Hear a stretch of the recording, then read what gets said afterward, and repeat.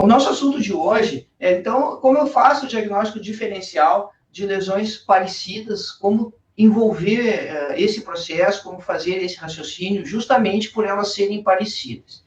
E por que isso é importante? Assim? Bom, como sempre, o nosso foco é resolver a vida do paciente. Você tem um impacto muito importante quando você soluciona esses problemas bucais, e a maioria deles são problemas de baixa complexidade, nem sempre são de baixa complexidade, mas na maioria das vezes. E para que você faça isso de uma forma mais objetiva, seja mais resolutivo, isso passa por você reconhecer as lesões. E no momento que você reconhece as lesões, você vai também propor um tratamento mais adequado, com mais clareza, e isso repercute diretamente no consultório. Isso repercute diretamente em rendimentos, em atendimentos.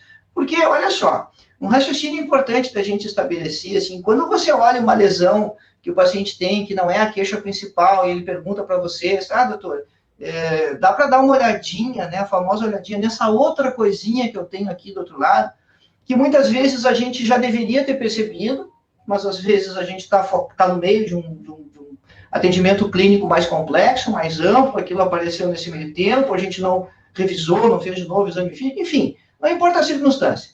O fato é que se a gente olha a lesão e não consegue orientar adequadamente esse processo diagnóstico, do ponto de vista muito prático, pessoal, assim, como é que você vai cobrar?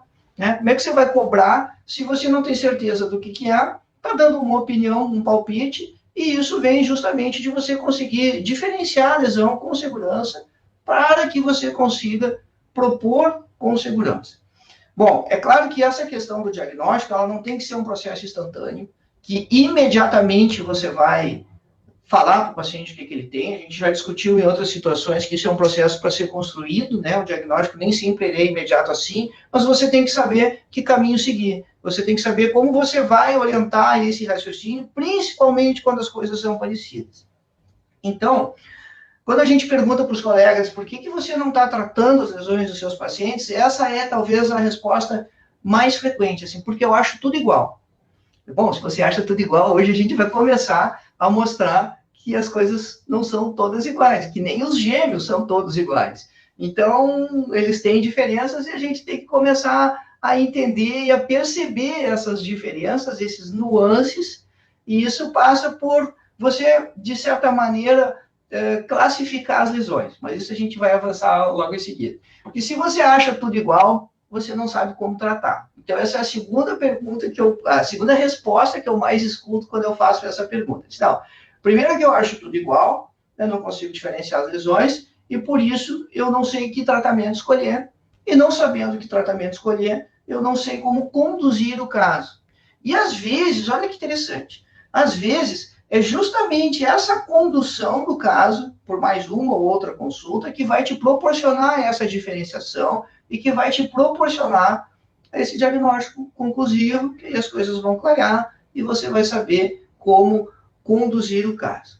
Bom, de uma maneira geral, nós podemos dividir as lesões bucais em 5 grandes grupos. Por que 5 grandes grupos? Porque são 5 as principais maneiras que a mucosa vai reagir ou a mucosa vai se comportar. Haverá algumas variações nessas circunstâncias, mas basicamente você tem 5 maneiras ou alterações que você vai observar no paciente. Ou você tem uma lesão que cresceu, e aí lembra lá das lesões fundamentais, como a gente descrevia as lesões que cresciam, nós chamávamos elas de lesões nodulares.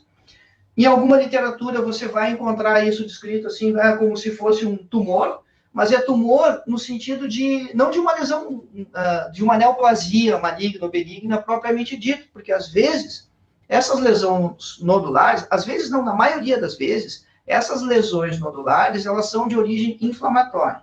Então, vê bem, quando isso está citado lá como tumor, está se referindo a um crescimento, a um nódulo. Esse nódulo pode ser submucoso ou ele pode estar na mucosa. A segunda possibilidade que você tem é você ter alterações brancas. E alterações brancas, gente, na grande maioria das vezes, são ceratoses. Bom, pode ser, na verdade, a palavra certa da gente dizer isso, ou descrever isso, é aumento da camada de ceratina, que não necessariamente vai ser uma ceratose, mas vai ser ceratina. Eu já explico. Vê bem, quando você tem um estímulo na região, o epitélio vai reagir de alguma maneira. A única coisa que o epitélio sabe fazer na vida dele, coitadinho, né? Mas a única coisa que ele sabe fazer na vida dele é produzir ceratina. Ou reproduzir, ou aumentar a própria espessura. Então, às vezes, você não tem ceratina, ou você tem um epitélio que está hiperplásico, e aquilo vai ficar mais branco na superfície. Mas tem circunstâncias que são leucoplasias, e tem circunstâncias ainda de doenças autoimunes, como o líquen, que vão estimular essa produção de ceratina na superfície, e raríssimas vezes você vai ter uma lesão congênita, que é o nervus branco esponjoso, mas vê bem, você não pode deixar a exceção ser o limitador da sua atividade. Né? Você pensar assim, não, eu não vou tratar a lesão porque um dia vai aparecer uma coisa muito complicada que eu não vou saber resolver. Eu não vou fazer implantes porque um dia vai aparecer um caso de implante zigomático e eu não tenho treinamento, e o dia que aparecer esse caso de implante zigomático, talvez eu tenha que encaminhar esse paciente. Cara, isso é óbvio que ninguém pensa assim. E no caso das lesões, às vezes esse pensamento acontece, né? Esse medo de se deparar com algo inusitado acaba fazendo com que você feche os olhos para tudo e não reconheça as outras oportunidades de atendimento ou de tratamento, que são as mais frequentes. E justamente essa segunda manifestação, essa segunda maneira de você encontrar as lesões, que a gente está citando aqui, né, isso não é uma ordem de maneira nenhuma, as lesões brancas, é justamente aqui todo mundo tem mais dúvida. Primeiro porque elas são talvez as que mais apareçam. Então, como aparece mais, você vê mais, é um processo que você mais vezes vai estar frente a ele, e talvez mais vezes você tenha dificuldade em fazer a diferenciação. Mas são 3 passos básicos, simples, que vão te orientar bastante nisso. Quando a gente começar a olhar os casos clínicos, a gente vai passar esses passos de diferenciação das lesões brancas. A terceira possibilidade que você tem é você ter uma bolha.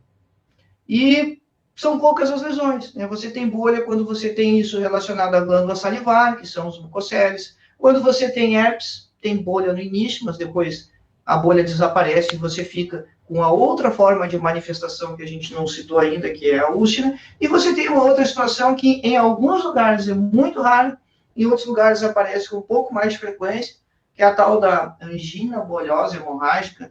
O paciente forma uma bolha de sangue, normalmente no palato, rapidamente, assim, em poucos minutos. O paciente conta uma história fantástica pra gente. Se você não conhece a patologia, assim, que o paciente está tirando você para louco, né? Porque ele conta uma história que não tem cabimento. Então, só para antecipar que a bolha é uma dessas outras manifestações. Então, a gente já citou 3, que são os nódulos, as lesões brancas, para você ter bolhas aparecendo, você ter ulcerações. E aí, então, ulceração é muito amplo, porque a ulceração vai dar afta ao câncer. Você vai ter diferentes lesões que vão acabar ulcerando, algumas de natureza inflamatória, algumas de natureza tumoral. Mas vê bem, quando a gente falou do nódulo, nós dissemos a mesma coisa. Você vai ter crescimentos como fibroma, papiloma, tudo é caracterizado como lesão nodular, que são de origem tumoral, mas você vai ter também aquelas lesões que são de origem inflamatória, como granuloma epiogênico, as hiperplasias, e aí tem hiperplasia de tudo que é jeito, a hiperplasia que aparece espontaneamente, hiperplasia relacionada à prótese. Mas é só um gancho para a gente fazer um raciocínio paralelo, logo depois dessas 5 tipos de lesões fundamentais de manifestações. Então, reserva isso, né? Para de olhar a TV aí, tira a Netflix lá e presta atenção para a gente fazer esses 2 paralelos que são importantes. Vê bem, a primeira questão, então, é você fazer essa classificação de acordo com esses grupos, e aí, então, falta só um agora. O 5º grupo são as pigmentações. Como as pigmentações, elas aparecem com um pouco menos de frequência. E sempre tem aquela história do viés do melanoma, é normal morrer de medo das lesões escurecidas. Mas, por outro lado, as lesões escurecidas graves, elas também são muito raras, e a gente tem critérios muito claros, tem critérios muito determinados para orientar esse processo de diagnóstico, para orientar o seu raciocínio e você fazer isso com segurança. Muito bem, fechamos essas 5 manifestações, então, branco, nódulo, úlcera, bolha ou lesões pigmentadas. Quando você classifica por esse aspecto clínico, que é o mais evidente aos nossos olhos, quer dizer, você vai olhar para o paciente e você vai ver uma dessas 5 manifestações, normalmente, em linhas gerais. Bom, aí você já tem uma das gavetas que você vai abrir. E agora a gente ainda está lidando com coisas diferentes. A gente não... Porque a proposta de hoje é a gente conversar com elas semelhantes, né?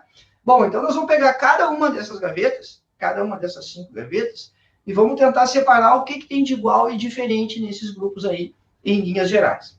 Mas, paralelo a essa situação, justamente o que eu dizia antes, você vai ainda subdividir, né? Então é que nem aquelas gavetas que é cheia de divisões. Você vai abrir a gaveta de uma desses grupos e aí você vai separar a natureza daquilo que você está enfrentando.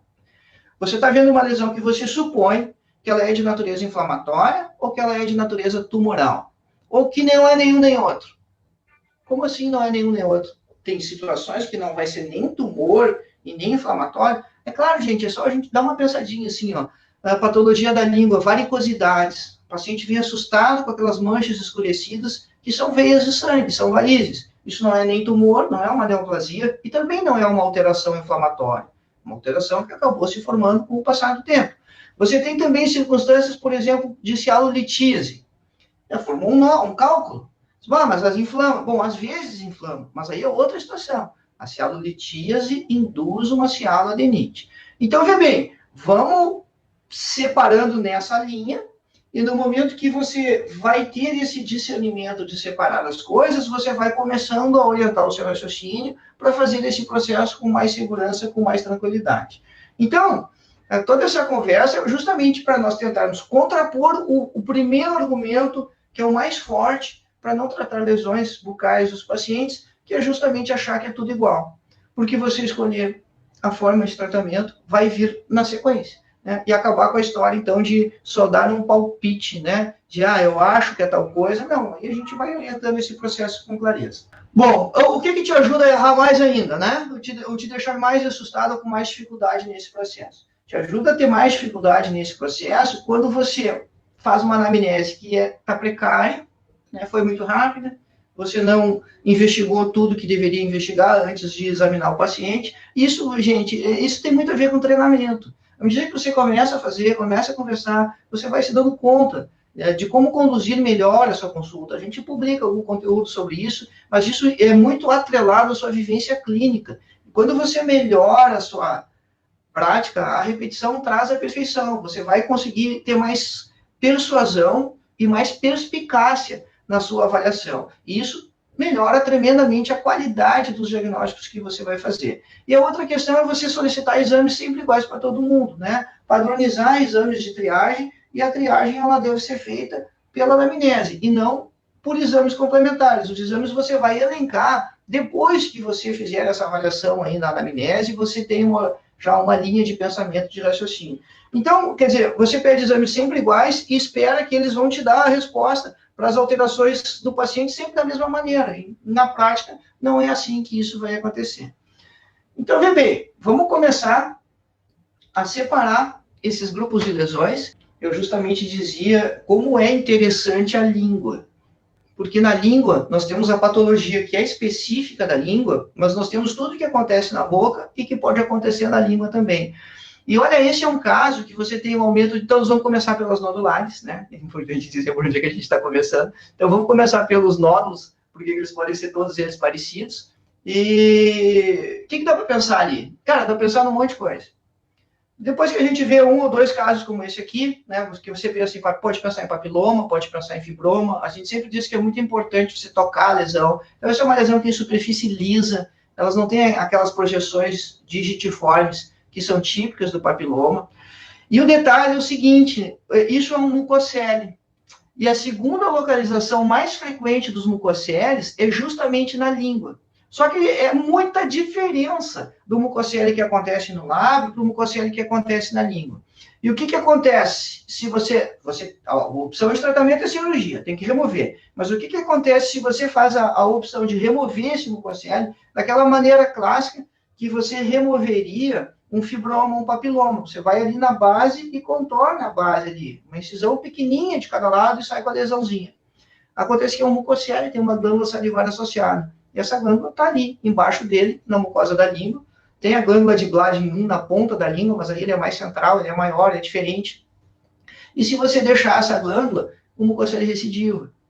Então, vê bem, assim, o detalhe é sutil no aspecto clínico da lesão, mas que pode gerar uma situação que é muito chata para a gente, porque quando você tem uma lesão que você operou e a lesão recidiva, você vai ter que refazer o procedimento, né? É algo que é sempre desagradável, não só para o paciente, mas para a gente também. Então, vê bem, diagnóstico clínico diferencial aqui inclui fibroma, papiloma, hiperplasia fibrosa também, mas era um mucocele, e aí, quando você suspeitar que é um mucocele, você faz uma abertura ali, uma abordagem um pouquinho mais ampla, vai encontrar a glândulazinha salivar ali embaixo, 1, 2 ou 3, remove todas para evitar recidivo. É uma cirurgia simples, você não tem que entrar no músculo, não, isso está logo abaixo da mucosa ali, muito tranquila de ser realizada. Por outro lado, e vamos justamente para o outro lado da língua. Do outro lado da língua, você tem um crescimento nodular também, uma lesão exofítica. Isso é um mucocele? Não, não é um mucocele.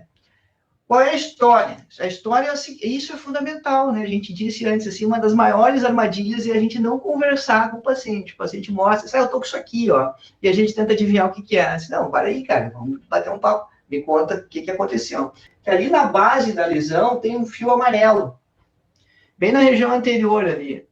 Então, qual é a história desse paciente? E por isso a história é tão importante. A história desse paciente é que ele mordeu a língua, fez um trauma ali. Como é que ele conseguiu morder a língua aí no meio? Bom, aí sabe lá, né? As pessoas fazem coisas incríveis.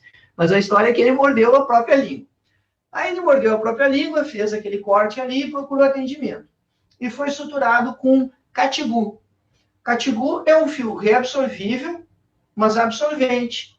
Um fio orgânico.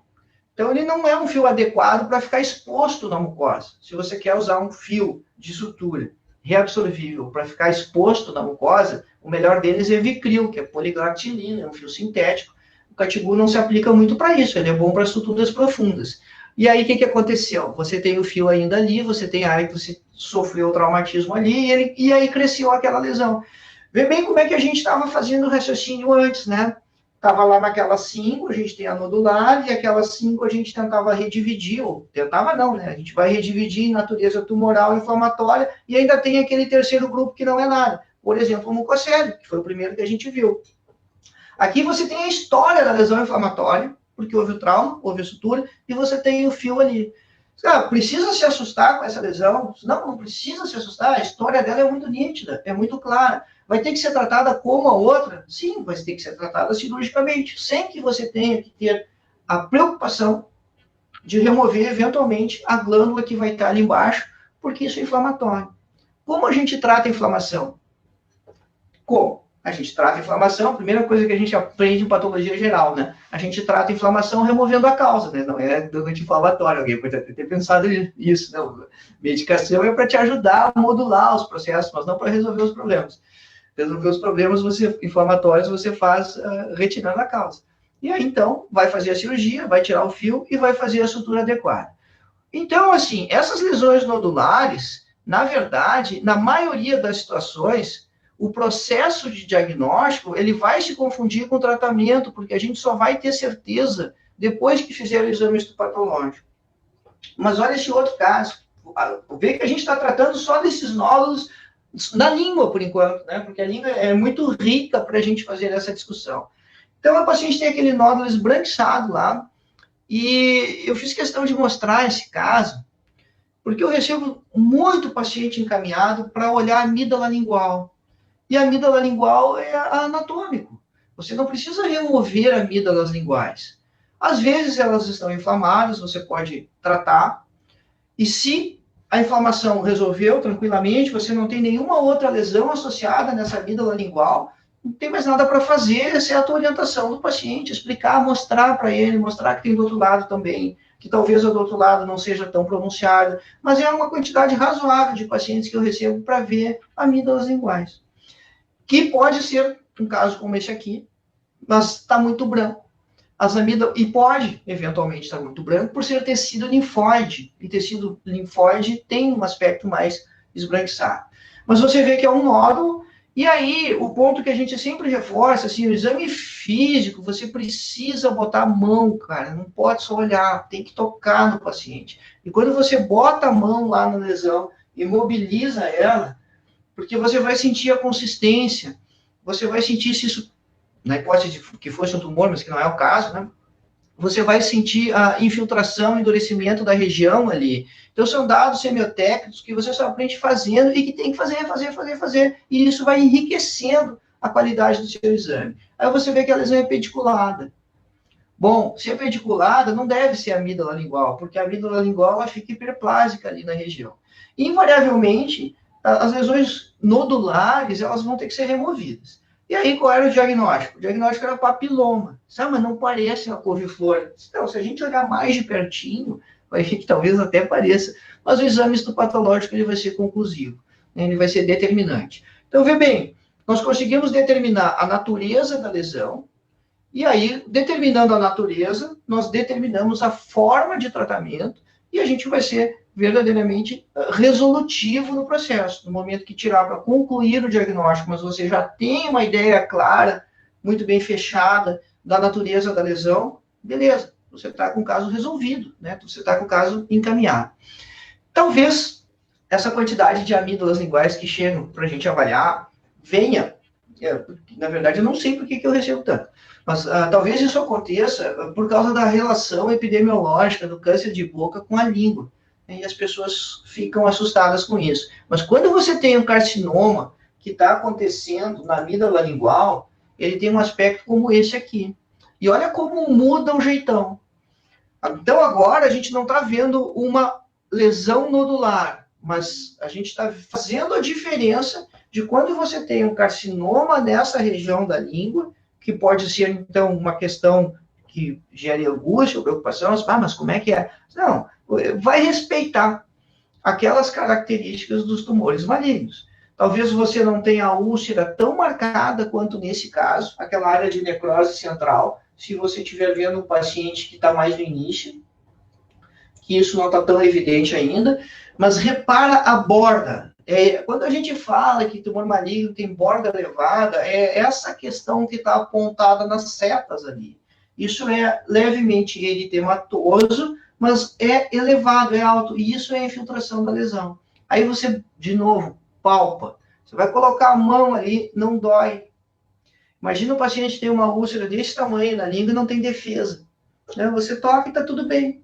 Ele não refere nada. Às vezes, algum paciente refere algum desconforto. Isso vai doer se for muito grande, né? O câncer dói quando ele está muito grande. E você palpa essa borda e ela é dura. Volta lá para a sua classificação, né? Bom, não é um nódulo, é uma úlcera, e é uma úlcera que não dói, e tem bordas endurecidas. A opção seria remover toda ela? Não. Quando você pressupõe que a lesão é maligna, você vai fazer uma biópsia parcial. Então, assim, você vai alinhando os seus diagnósticos, né? Vai alinhando a sua linha de tratamento. Mas eu não faço biópsia, né? Quero fazer só a parte de tratamento clínico das lesões. Beleza. Todo mundo tem um colega que faz cirurgia. Se você não quer fazer o procedimento cirúrgico, convida o colega para fazer com você. E vocês fazem esse procedimento, né? Mas você não perde o paciente. Bom, e numa circunstância como essa aqui? É nodular, é esbranquiçado, tem uma área eritematosa, tem pontos avermelhados. Vamos se ligando assim nesses detalhes de observação clínica, né? Porque isso vai nos dando pistas do que está acontecendo. Então, você não tem a história que ele mordeu, mas você tem uma lesão ali que corresponde a todas as características de uma lesão inflamatória.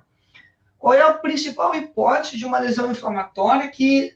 E aí, assim, eu tinha um professor que ele tinha uma expressão que eu acho muito legal. E ele dizia assim, as lesões, elas têm um jeitão. Você precisa treinar e reconhecer esse jeitão. O que ele queria dizer com o jeitão? O jeitão é o aspecto principal, né? A gente às vezes fala isso dos nossos amigos, né? Não, o fulano tem um jeitão desastrado, ele tem um jeitão quieto, encolhido. E as lesões têm um jeitão, então, que quando a gente começa a reconhecer esse jeitão, a gente vai orientando isso de uma maneira mais fácil no nosso pensamento. E o jeitão dessa de inflamatório e de ulcerado na superfície. E lesão que é inflamatória e ulcerada na superfície, normalmente é granuloma piogênico.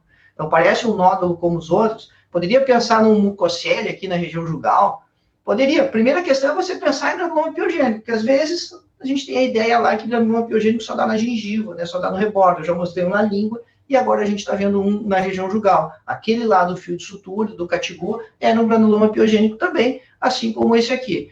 Cara, tratamento é simples. Primeira questão é assim, que o granuloma piogênico é uma reação exagerada. Então, se tem alguma coisa ainda aí que nem tinha lá o catigu, bom, aí tem que tirar o fio. Se é na gengiva que tem placa, tártaro, o primeiro passo é a odontologia de qualidade. Resolver a questão gengival do paciente, a lesão já diminui tremendamente, porque você tira o componente inflamatório, e nesse caso, que é na região jugal, que houve alguma coisa ali, uma mordida, sei o quê, que nem o paciente lembra mais, às vezes o paciente tem esses nódulos há muitos anos, há 3, 4, 5, 6 anos, faz a remoção cirúrgica. Processo diagnóstico confundido com tratamento, nódulo é parecido com os outros, mas ele tem a diferença no jeitão. Qual é a diferença do jeitão dele? É essa área da superfície que ela parece que está ulcerada. Diferente, por exemplo, de você ter um nódulo como esse, onde a superfície é lisa. Quem está com uma tela legal, maior, talvez consiga perceber que ele tem um tom, assim, levemente amarelado, né? Mas isso não é característico da lesão. E por que é importante chamar a atenção disso? Porque o que é amarelo? Amarelo é gordura ou é grânulo de Fordyce, que não é o caso aqui, porque é uma lesão nodular. Aí você pode pensar em lipoma? Pode. Parecido com o resto, mas lipoma, gente, a gente sempre fala em curso, né? Lipoma na boca, lipoma intrabucal, pode ser lipoma, mas é muito raro. É difícil você surpreender um lipoma intrabucal. Não é frequente. Se você fosse fazer uma lista das lesões nodulares por prevalência, o lipoma estava lá embaixo, estava no fim dessa lista. Então, a hipótese aqui principal é de uma lesão inflamatória, uma hiperplasia fibrosa, que tem 500 nomes, cada um bota um nome diferente cada vez que vê uma lesão dessas. Então, você vai achar hiperplasia fibrosa, hiperplasia epitelial conjuntiva, hiperplasia, enfim. E também um fibroma.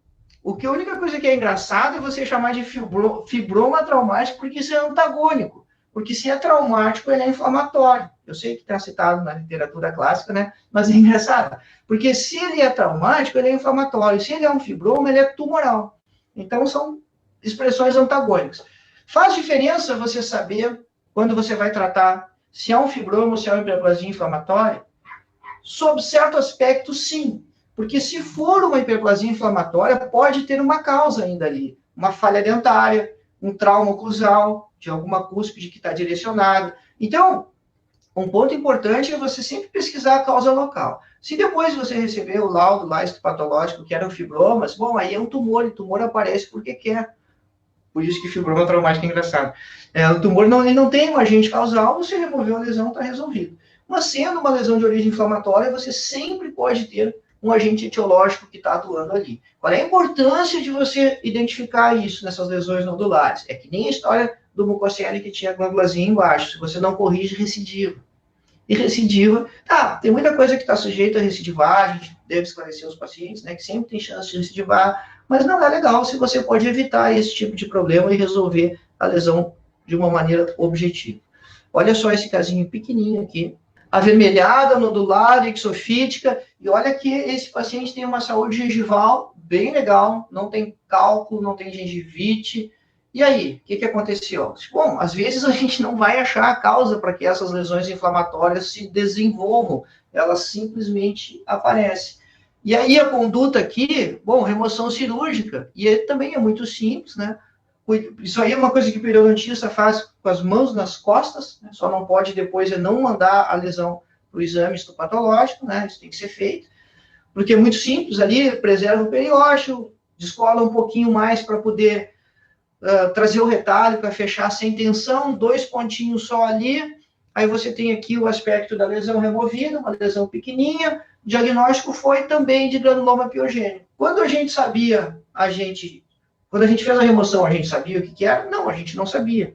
Então, na grande maioria das vezes, essas lesões nodulares, o martelo é batido, a história é fechada só depois do laudo, mas a gente classifica a lesão de acordo com a natureza dela, escolhe a abordagem ali que é simples, a gente viu que não tem muita história, e aí você tem a conclusão do caso. E olha só, precisa sempre acompanhar, né? O paciente volta, claro, vai voltar, essa foto aí é 7 dias, né? Quando tirou os pontos, então ainda está marcado ali, porque a sutura acabou de ser removida, mas você ainda precisa o acompanhamento de mais alguns dias, e aí você pode programar para mais 2 semanas, pode programar para dali 30 dias, só para ter a conclusão de que tudo realmente cicatrizou adequadamente. E nesse meio tempo você também vai ter o resultado do laudo histopatológico. Então você abutou a história. Bom, lesões nodulares, a gente está sabendo como manejar. Vamos ver casos de lesões brancas. E aí é o seguinte, gente, primeiro passo, assim, ó, diagnóstico diferencial dessas coisas que são brancas e são iguais. Meu, primeiro passo, procura causa local sempre. Procura agente irritativo. Quando você tem essas placas brancas. Você diz, é uma leucoplasia. Não, calma aí. O diagnóstico de leucoplasia é por exclusão. Então, você não pode encaixar isso em mais nenhuma coisa. Quando o diagnóstico é por exclusão, ele é o último. É uma coisa óbvia. Então, não antecipa as coisas. Não tenta já classificar como leucoplasia no primeiro momento. Não, isso é lá no fim dos teus pensamentos. Primeira questão é resolver, procurar, então, causa local. Borda de dente, ver se esse premolar não está atritando ali. Pode ser de dente superior, a língua é impossível. A língua faz horrores. Então, você não achando a causa local, aí sim você vai passar para o segundo passo, que é, pode ser o primeiro, né? Que é raspar. Porque se você tem lesões brancas que saem raspando, você tem infecção fúngica, é candidíase. Então, o primeiro passo, causa local, ou raspa primeiro, né? Pode ser, é até mais lógico você raspar primeiro. Saiu raspando, é fungo, coisa está na superfície. Existem algumas situações raras de ceratose que você vai conseguir remover uma parte dela. Então, removeu fungo, não removeu, procura causa local, que é o mais provável, as ceratoses. Olha o resto todo, porque você vai ter situações como essa aqui, é tudo mesmo paciente. Então, assim, também são casos que às vezes eu recebo para avaliar, eu vem descrito assim, o colega encaminha, sabe, o paciente tem uma leucoplasia na mucosa jugal do lado direito. Aí você olha o lado esquerdo, também tem. Aí você olha o palato mole, essa foto de baixo aqui, tem o brilho do flash ali. Não é o brilho do flash, é áreas estriadas junto com áreas avermelhadas. E aí você olha a língua. Meu, o paciente é um painel de placas brancas, né? Então, não é a leucoplasia. A leucoplasia, dificilmente, ela não é única. Normalmente, ela é uma lesão única, mas ela nunca é difusa, assim, amplamente espalhada. O que é branco amplamente espalhado? Usualmente, líquen plano. Porque outra maneira de você orientar a questão do seu diagnóstico diferencial é você pensar epidemiologicamente, né? O que é mais provável que o paciente tenha. Então, assim, achou a mancha branca de um lado, olha o resto. Primeiro passo, então, raspou, não saiu. Segundo passo, causa local, olha o resto, porque se tem mais áreas associadas, provavelmente é outra patologia, e normalmente essa outra patologia é o líquen plano, porque é o que mais aparece. Bom, revisou tudo isso, não achou nada, está lá só uma manchinha branca no palato, e aí na nossa anamnese nós já passamos pelos hábitos do paciente, né, e quando você faz essa anamnese, você tem que não só saber se esse paciente é tabagista ou não, você tem que quantificar, para você ter uma ideia de quanto ele está exposto. E olha os dentes desse nosso amigo aí. Então, o tabagista caprichoso, né? É o tabagista que tem quase todos os dentes, que cuida deles, de vez em quando ele vem tirar essas placas escurecidas, mas não para nunca de fumar, e fuma enlouquecidamente. Aí fuma 40, 50 cigarros por dia. Dá para dizer que tabagismo é causa da leucoplasia? Para o tabagismo, sim, você pode dizer isso, né? É um fator etiológico, embora conceitualmente a leucoplasia seja idiopática. Aí você tem aquela mancha branca lá no meio do palato, onde nada pega. Aí sim é leucoplasia, diagnóstico por exclusão. E uma outra situação branca que pode aparecer nesses pacientes tabagistas, e que assim, gente, isso sempre vem descrito como mancha branca, mas eu não acho que isso seja tão branco ou tão típico assim, que é a estomatite nicotínica, que são essas elevações, na verdade, no palato duro. Repara de novo os dentes, né? Parecido com o paciente anterior, só que esse aqui tem mais falhas dentárias, o outro não tinha essas falhas. Isso é irritação das glândulas acessórias pelo tabaco, pelo tabagismo. E que pode ter um aspecto esbranquiçado, mas nem sempre. Cada nódulozinho desses é a saída de um ducto ali que está irritado. Às vezes, isso fica pontiforme com áreas vermelhas. De novo, relacionado ao tabagismo, então a gente tem aí a orientação clara de como vai fazer. Vamos falar agora das escuras, porque as escuras, elas sempre preocupam por causa que todo mundo tem medo do melanoma. E tem que ter mesmo, porque o prognóstico é muito ruim na boca. Mas vê bem, de novo a gente ancora na conversa com o paciente. Então, o paciente que tem uma alteração como essa aqui, um nevus, uma mácula, porque nevus é elevado. Se você tem elevação na superfície, você tem um nevus. Se ele é plano, você tem uma mácula. Se o paciente tem essa mácula há 20 anos, há 30 anos, ela não está mudando de tamanho, ela não está mudando de comportamento. Então, esse é o tipo de lesão que você pode ter tranquilidade no seu processo diagnóstico. Isso não precisa de outros olhos para ser avaliado, porque o paciente conhece uma zona de fácil visualização. Cada vez que ela, é uma senhora, cada vez que ela escova os dentes, ela enxerga, ela percebe a mancha ali. Então, tranquilidade, né? Também são encaminhamentos que às vezes recebe, a gente sempre diz para os alunos, não, calma, pessoal, os alunos mandam os casos, assim, tem história clínica, você pode acompanhar, pode, inclusive, oferecer para o paciente uma consulta dali 30 dias e depois, né, para o acompanhamento, e dali uma nova consulta, então aí essa outra você vai cobrar, né, dali 3 meses, para ver como a lesão está evoluindo. E tem circunstâncias que você vai ter isso, assim, de uma forma um pouco mais difusa, pigmentação melânica, e que também não é razão para você se assustar, se você tem história clínica, se o paciente tem outras áreas de pigmentação como essa.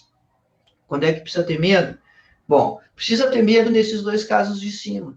Esses 2 casos de cima são casos de melanoma. E olha só, são lesões diferentes do aspecto clínico, mas as 2 lesões são melanoma, as 2 de cima.